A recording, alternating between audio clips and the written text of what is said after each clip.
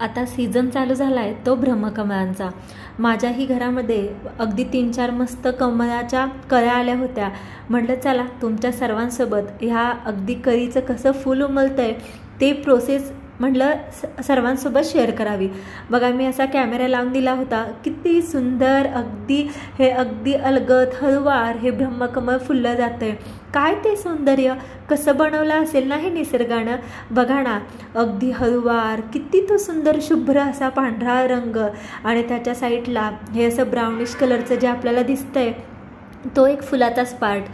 हळूहळू हे अगदी फूल उमलत जातं आहे आणि आतमध्ये बनली ती अगदी सुंदर छोट्याशा मोहरी म्हणतो ना आपण, किंवा मोहरीच्या दाण्या एवढीच अगदी छोटीशी अशा जो अंकुर आहे त्या अंकुराने आतमध्ये इवलीशी छोटीशी अशी पिंड तयार झाली आहे। आणि पुढे असं पाहिलं तर स्वस्तिकसारखं किंवा अगदी व्हाईट कलरचं फुलामध्ये एक छोटंसं फूल आहे।